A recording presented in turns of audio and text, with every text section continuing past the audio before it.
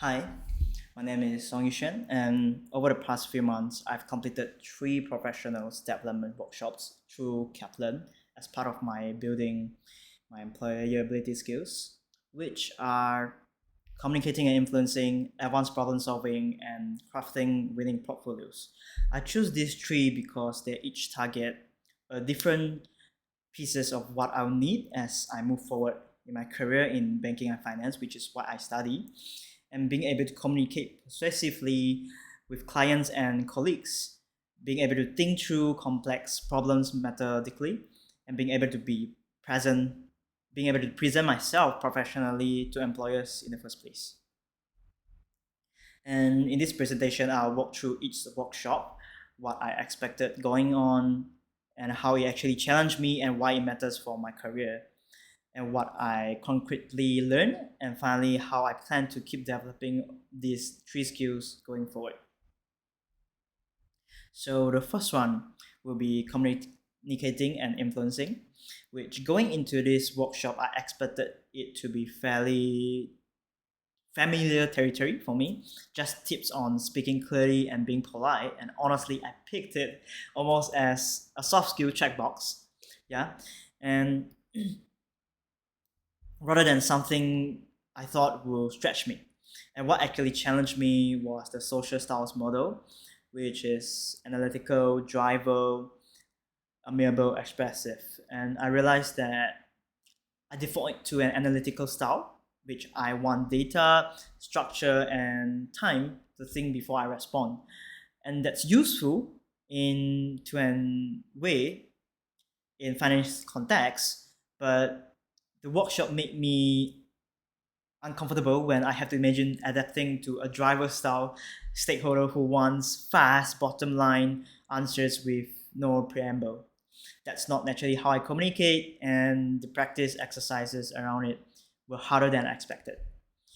And this is directly relevant to where I want to go in banking and finance and treasury roles. I won't be just running numbers. I'll be explaining FI pricing or hedging, to recommending to colleagues or clients who don't think the way I do. And the workshop's point about flexing your style to audience, different kind of audiences, rather than expecting the audience to flex to you, is something I will need in every single day in client facing or even an internal stakeholder facing role.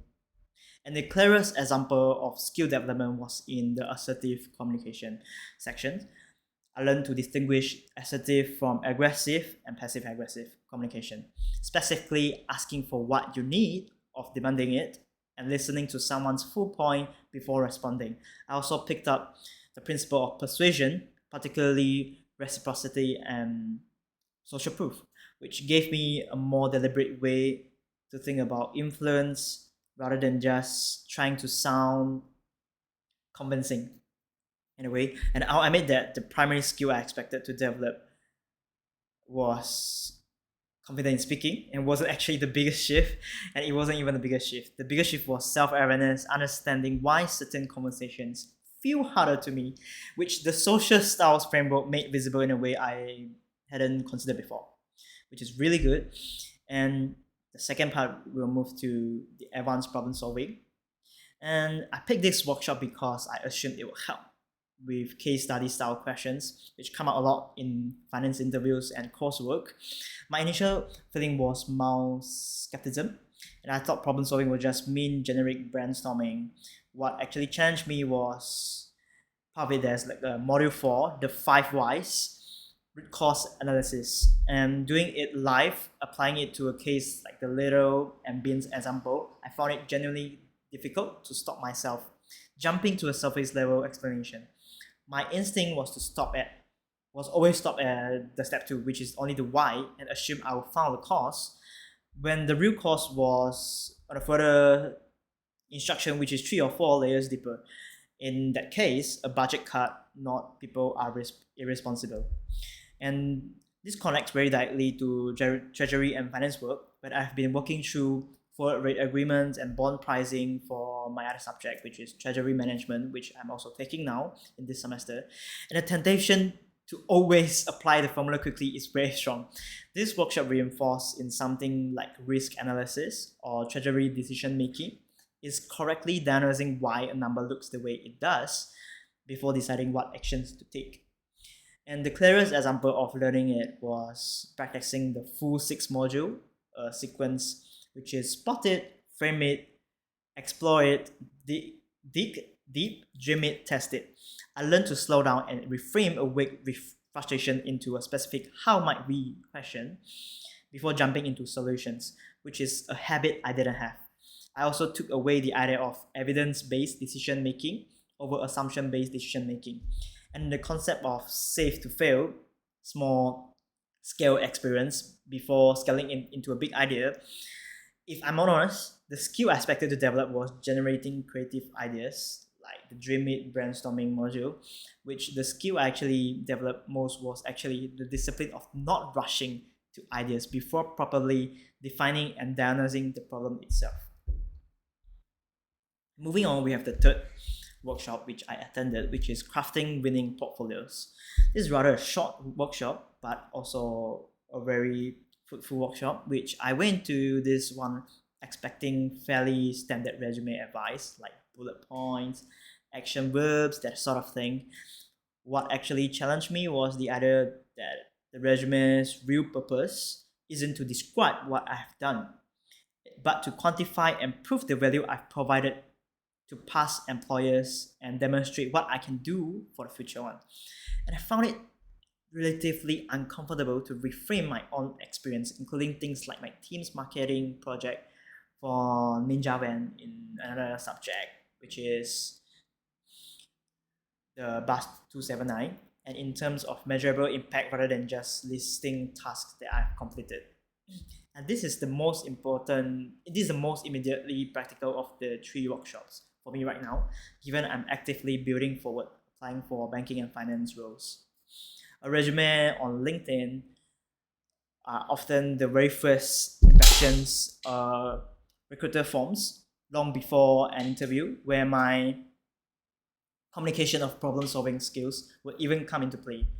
And the clearest example of skill development was working through the good fit framework, which is knowledge, abilities, skills, experience, qualifications, and attitude, and using it to audit how my own resume currently reads. And I learned to convert the descriptive statements into quantified ones, and to think about my LinkedIn presence as a deliberate pieces of personal branding rather than an afterthought. And the skill I didn't expect to develop but did was sharper sense of self-marketing strategy, like treating my own profile the way I think about positioning a brand, which actually overlaps with the concepts of Bus 27 marketing coursework around STP and a marketing funnel applied to myself as a product. And to conclude, looking across all three experiences together, my confidence has grown in different ways for each skill. And for communications and influence, I'm more self-aware, but still need deliberate practice adapting my style on the spot rather than after reflection. And so I plan to practice this directly during my upcoming treasury group discussions and presentations if there's a chance. For critical thinking and problem solving skills, I feel genuinely more confident applying structured tools like the 5 Whys, and I intend to use them in the same discipline where I walk through some in the future modules that I'll be taking, and rather than just jumping straight into formula or straight to the solution itself. And for professional branding, I plan to usually actually rebuild my resume and LinkedIn profile using the quantify value focus approach from the portfolio workshop before I start applying for banking internships or graduate roles. And together, these three workshops have given me a more complete picture of employability, and not just technical finance knowledge, but how I communicate, how I problem solve under uncertainty, and how I present myself to get in the door in the first place. And that's all for my presentation. Thank you very much.